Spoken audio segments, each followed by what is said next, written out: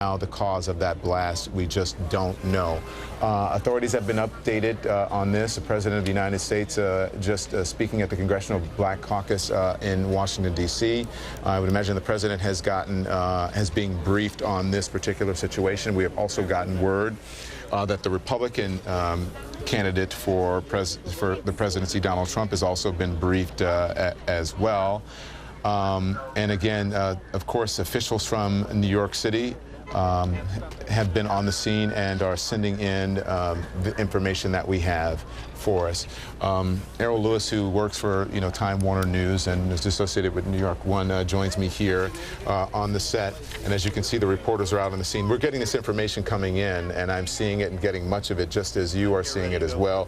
This is a reporter from New York One that you're looking at. Again, you can leave him up. He's there doing his job. He's one of our affiliates, and we'll keep an eye on the scene here. But again, an explosion taking place in the Chelsea neighborhood, which is between Errol, which is between Greenwich Village and Midtown proper, starting after the 20s and going into the 30s, where we have Midtown. Very busy at times. Very, very busy, especially on a Saturday night.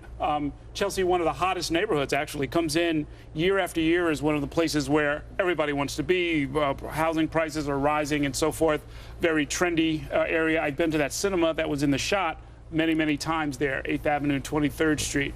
This is a cultural center, among other things. A lot of artists live there. Yeah. There are lots of galleries and other places, museums, for people to patronize as well. And so this is a big, big deal. This isn't often some remote neighborhood. Let me jump in, Errol, because I want to get now to on the phone to Daily Beast senior editor Tim Tiemann. He's on the scene. Tim, what can you tell us?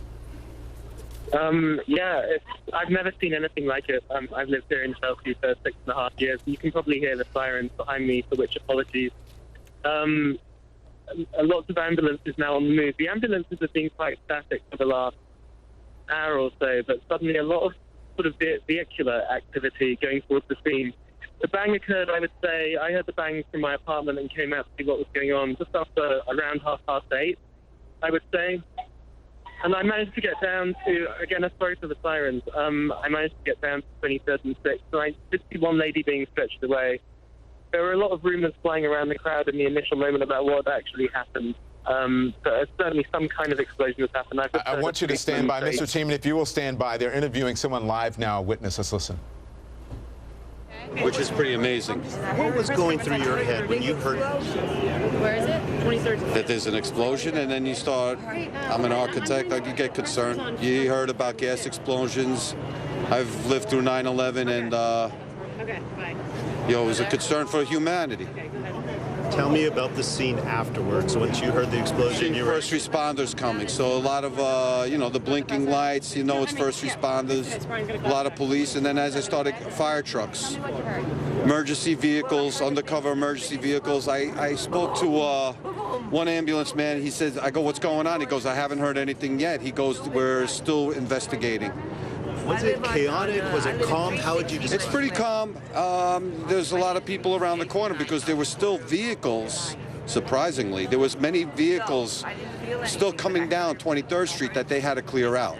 And as they start, and then I just saw the first police car block everybody on 23rd Street and then get rid of all those cars.